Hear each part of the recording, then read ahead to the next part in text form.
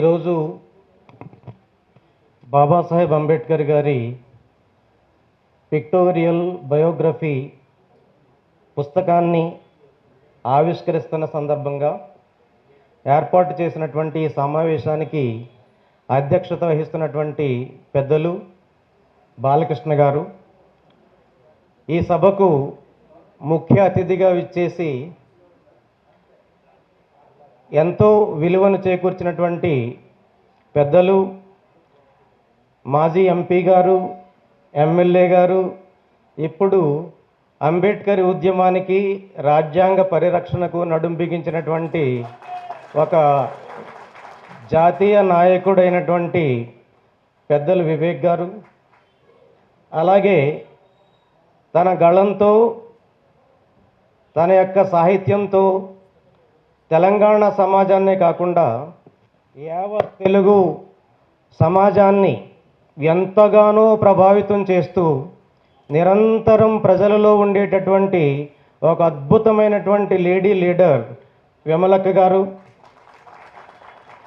ఈ కార్యక్రమాన్ని ఇంత చక్కగా ఆర్గనైజ్ చేస్తూ ఈ ఐడియాతోటి ముందుకు వస్తున్నటువంటి రిపబ్లికన్ పార్టీ ఆఫ్ ఇండియా నాయకులు మన బల్లెపు మహేష్ గారు, మరి హైకోర్టులో తనకంటూ ఒక చరిత్ర పుటను లిఖించి దళిత సమాజం యొక్క గౌరవాన్ని ఇనుమడింపజేసినటువంటి మన పల్లె నాగేశ్వరరావు గారు,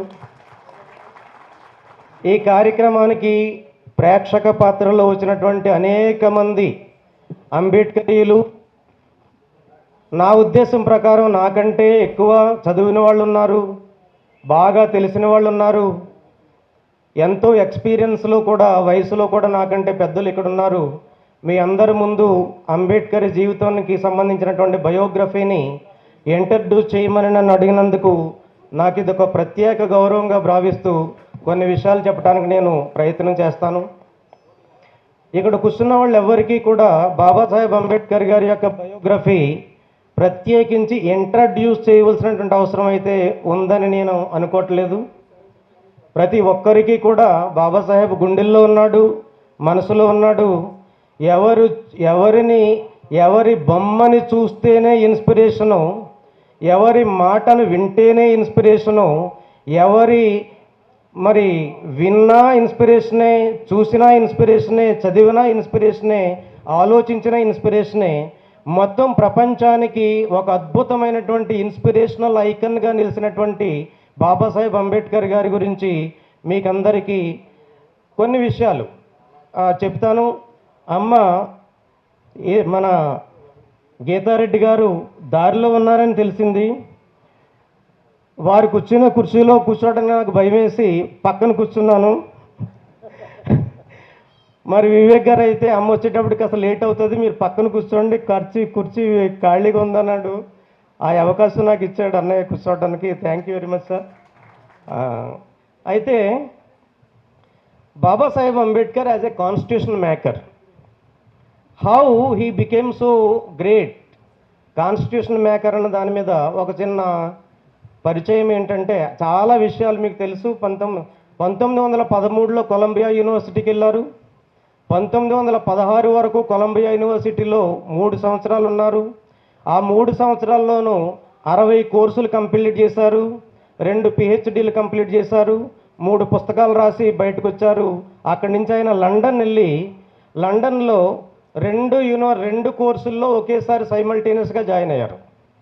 ఒకటి ఏంటంటే లండన్ ఫెడరల్ యూనివర్సిటీ ఆఫ్ లండన్లో ఒకటి లా డిపార్ట్మెంటు, ఒకటి లండన్ స్కూల్ ఆఫ్ ఎకనామిక్స్ అనే డిపార్ట్మెంటు ఉన్నాయి. ఈ లా డిపార్ట్మెంట్లో లండన్లో ఆ రోజుల్లో ఎవరైనా బారిస్టర్ కోర్స్ చేయాలి అంటే, అప్పుడు బారిస్టర్ కోర్స్ చేయాలి అంటే దానికి 4 సొసైటీలు ఉండేవి అన్నమాట. అప్పుడు లాకి సంబంధించి సొసైటీస్ ఆఫ్ జ్యూరిస్ట్స్ అండ్ బ్యారిస్టర్స్. ఈ సొసైటీస్లో లిటిల్ టెంపుల్ అని ఒకటి, గ్రేట్ టెంపుల్ అని ఒకటి, అలాగే గ్రేస్ ఇన్ అని ఒకటి, ఇంకోటి 4వ సొసైటీ ఉండేది. ఆ గ్రేస్ ఇన్ సొసైటీలో అంబేద్కర్ రిజిస్టర్ చేసుకుంటాడు యాజ్ ఎ లా స్టూడెంట్. అక్కడ గొప్పతనం ఏంటంటే ఆ గ్రేస్ ఇన్ అనే సొసైటీని పెట్టి అంబేద్కర్ అక్కడికి అడ్మిషన్ తీసుకునేటప్పటికి 555 సంవత్సరాలు అయింది ఆ గ్రేస్ ఇన్ ఏ సొసైటీ అనే సంస్థను పెట్టి. 555 సంవత్సరాల గ్రేస్ ఇన్ హిస్టరీలో అత్యంత తక్కువ సమయంలో లాలో ఒక పిహెచ్డి కోర్సు వరకు చేసినటువంటి మొట్టమొదటి వ్యక్తి బాబాసాహెబ్ డాక్టర్ బిఆర్ అంబేద్కర్. అది ఎలాగ సంభవమైంది? ఆ లాలో కూడా చాలామంది ఎడ్యుకేటెడ్ పీపుల్ కాబట్టి కొంచెం ఒక ఇంచు డీప్గా లాలో 2 రకాల సబ్జెక్టులు ఉంటాయి. ఒకటి 2 రకాల స్ట్రీమ్స్ ఉంటాయి. బేసిక్గా ఒక మెయిన్ స్ట్రీమ్ చూసుకుంటే ఒకటి one stream answers the questions of law and the second stream answers the questions of fact. Questions of law అంటే జ్యూరిస్ ప్రూడెన్స్కి సంబంధించింది, మానవ విద్వత్తు వికాసానికి సంబంధించింది, దాన్ని రేషనలిజానికి సంబంధించి, రేషనాలిటీకి సంబంధించి, మానవ పరిణామ క్రమానికి సంబంధించి, మానవుడి యొక్క విద్వత్తుకు సంబంధించి, మానవ సమాజం యొక్క నిర్మాణానికి సంబంధించి ఎటువంటి ప్రశ్నలు వస్తున్నాయి, ఎటువంటి ప్రశ్నలకు సమాధానాలు ఇవ్వాలి, ఎటువంటి ప్రశ్నలకు సమాధానాలు మానవ జాతిలో మిగిలిపోతూ ఉంటాయన్న దాన్ని జ్యూరిస్ ప్రూడెన్స్ అంటారన్నమాట తెలుగులో చెప్పాలంటే. బాబాసాహెబ్ అంబేద్కర్ మొట్టమొదటి రోజు నుంచి కూడా he was concentrating on the questions of law but not of questions of facts. Questions of facts అంటే ఎవిడెన్స్ బేస్డ్ లా. ఆ ఎవిడెన్స్ బేస్డ్ లా ఎవరైనా చెప్పగలుగుతారు, ఎవిడెన్స్ని పరిశీలించి చెప్పటం అన్నమాట. అయితే how Babasaheb Ambedkar has become so great in such a short period అంటే అక్కడ మనం తెలుసుకోవాల్సినటువంటి అతి ముఖ్యమైన అంశం, అప్పుడు కొన్నటువంటి బ్రిటిష్ ఎంపైర్లో British empire was spread in to 42 countries those డేస్లో. 42 దేశాల్లో బ్రిటిష్ సామ్రాజ్యం విస్తరించి ఉంది. అందుకని ఆ విస్తరించిన సామ్రాజ్యం అన్ని ఖండాలలోనూ విస్తరించింది. అన్ని ఖండాలలోనూ విస్తరించున్నటువంటి బ్రిటిష్ సామ్రాజ్యం కాబట్టి దానిని రవి అస్తమించని బ్రిటిష్ సామ్రాజ్యం అనేవారు. అన్ని ఖండాలలోనూ 42 దేశాలలో బ్రిటిష్ వాళ్ళు చేసినటువంటి చట్టాలు అమలులో ఉండేవి. ఈ సంగతిని తెలుసుకున్న తర్వాత ఈ 42 దేశాల నుంచి బ్రిటిష్ వాళ్ళు ప్రతి దేశంలోనూ కాన్స్టిట్యూషనల్ ఇష్యూస్ని డెవలప్ చేస్తూ ఉన్నారు, కాన్స్టిట్యూషనల్ లాని డెవలప్ చేస్తూ ఉన్నారనమాట.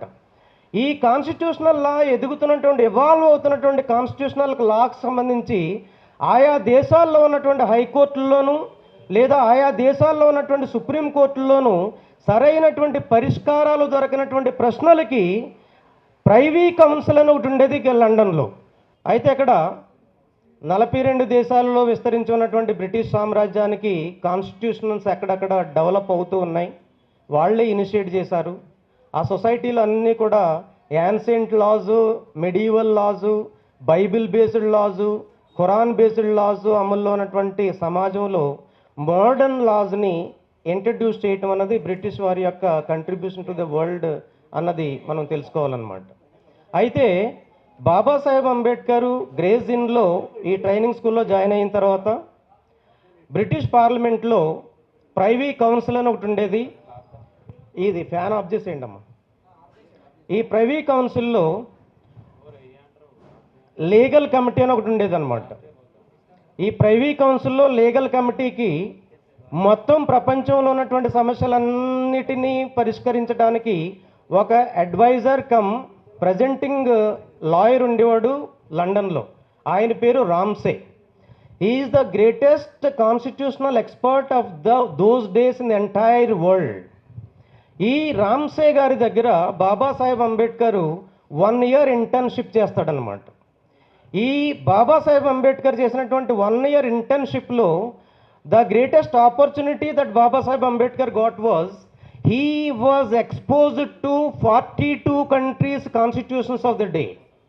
అండ్ 42 కంట్రీస్లో ఉన్నటువంటి కాన్స్టిట్యూషన్స్కి ఎక్స్పోజ్ కావడమే కాకుండా కాన్స్టిట్యూషనల్ ఇష్యూస్ ఎటువంటి ఇష్యూస్ వస్తున్నాయి, వాటికి highest judiciary in the world ఎటువంటి తీర్పులను ఇస్తుంది అనేటటువంటి అంశాల మీద ఆయనకి ఎనలేని పట్టు రావడంతో ఆ 3 ఏళ్లలోనే బాబాసాహెబ్ అంబేద్కర్ ఆ గ్రేస్ ఇన్లో బారిస్టర్ కోర్సు చేసుకుని ఇండియాకి తిరిగి వచ్చేటప్పటికి హీఈస్ ద ఆల్మోస్ట్ గురువుని మించిన శిష్యుడిగా ఇండియాకి తిరిగి రావటం జరుగుతుందన్నమాట లాలో.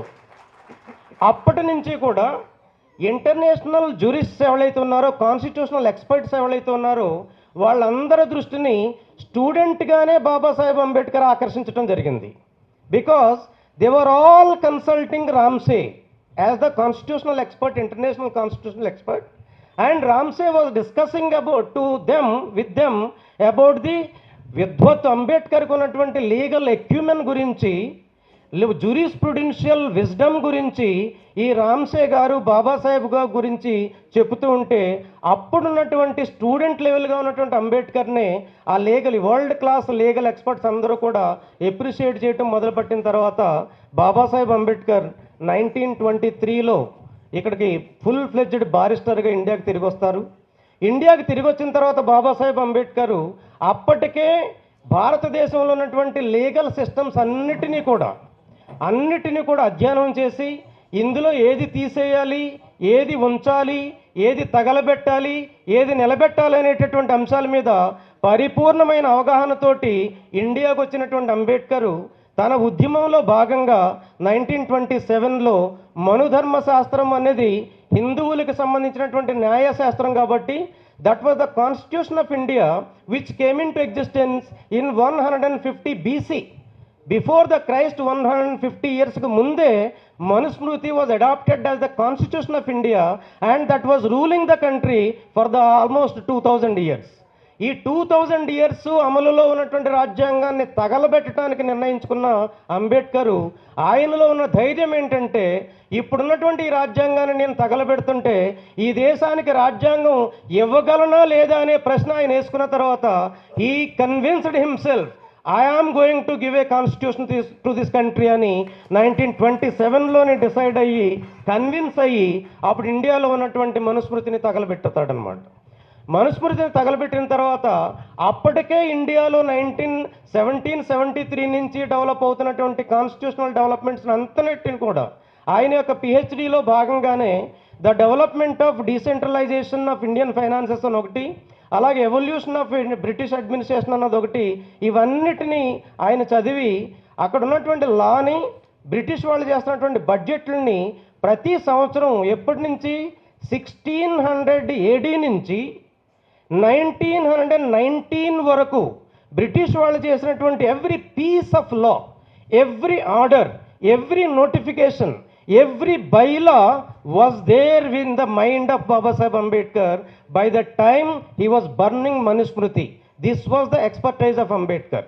ఆ కాన్ఫిడెన్స్ తోటి అది నెగ్గిన తర్వాత ఆయన ఎప్పుడైతే 1927లో బాంబే లెజిస్లేటివ్ కౌన్సిల్కి అపాయింట్ చేశారో, అప్పుడు బాంబే లెజిస్లేటివ్ కౌన్సిల్లో ఆయన రోజూ అసెంబ్లీకి వెళ్ళేవాడు కాదు, అప్పుడప్పుడు వెళ్ళేవాడు. ఎప్పుడు వెళ్ళేవాడు అంటే, ఎప్పుడైతే చట్టాల మీద, ఎప్పుడైతే బడ్జెట్ల మీద డిస్కషన్ ఉంటుందో అప్పుడే లెజిస్లేటివ్ కౌన్సిల్కి వెళ్ళేవాడు.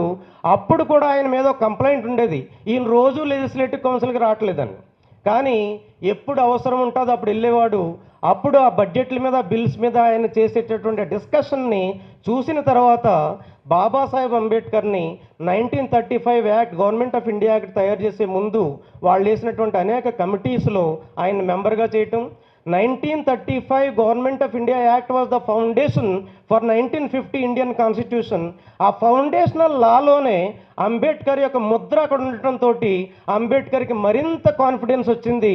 ఈ దేశానికి రాజ్యాంగం రాయాలంటే ఎప్పటికైనా నేను అందులో కీలకమైనటువంటి పాత్రను పోషించబోతున్నాను అనుకున్నాడు. అయినా కానీ ఈ దేశంలో ఉన్నటువంటి సామాజిక శక్తులు, మతపరమైనటువంటి శక్తులు నన్ను కాన్స్టిట్యూయెంట్ అసెంబ్లీలోకి అడుగుపెట్టనివ్వవా అనే అనుమానం ఆయనలో కలిగిన తర్వాత ఆయన భవిష్యత్తులో రాజ్యాంగం ఎలాగుండాలి, ఆ రాజ్యాంగంలో content of the constitution is one aspect and technical aspects of the constitution is second aspect అనమాట.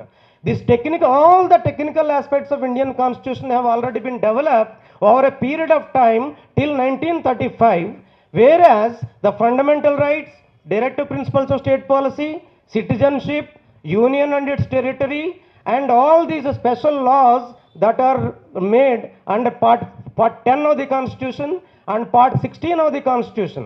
These are the real lifeblood of the Constitution. Rest of the Constitution is only technical, administrative, technical details. ఆ technical details అన్నీ అందులో ఉన్నాయి. అయితే సిటిజన్షిప్ గురించి, union and territories గురించి, fundamental rights గురించి, directive principles of state policy గురించి, tribal areas and their administration part 10 of the constitution గురించి, స్పెషల్ క్లాసెస్ వాళ్ళకి సంబంధించినటువంటి ప్రత్యేకమైనటువంటి ప్రొవిజన్స్ ఏవి ఉండాలనేటటువంటి పార్ట్ 16లో ఉన్నటువంటి ఆర్టికల్ 330 నుంచి 342A వరకు ఏదైతే కాన్స్టిట్యూషన్ ఉందో ఇవన్నిటినీ కూడా అంబేద్కర్ మొట్టమొదటి నుంచి ఎప్పటికప్పుడు నెమరు వేసుకుంటూ వీటి రూపురేఖలు ఎలాగ ఉండాలన్నది ఆయన మైండ్లో ఒక ఫ్రేమ్ పెట్టుకుని కాన్స్టిట్యూషన్ అతి సునాయాసంగా రాసి మనకు అందివ్వడం జరిగింది. This was possible because of his education and his exposure to the British laws, constitutional laws in 42 countries, and his internship with Ramsay as a mentor in the Privy Council of British Parliament. This is the brief legal biography of Ambedkar. With these few words, I want to stop here because our great leaders are there. I want to listen to them, and really I came here to listen to them only. Unfortunately, I have become a default speaker because one of the guests is not there. In his place, I was asked to sit on the dais, and for this great opportunity to speak to all of you, I thank the organizers for giving me this opportunity. Thank you, and Jai Bhim.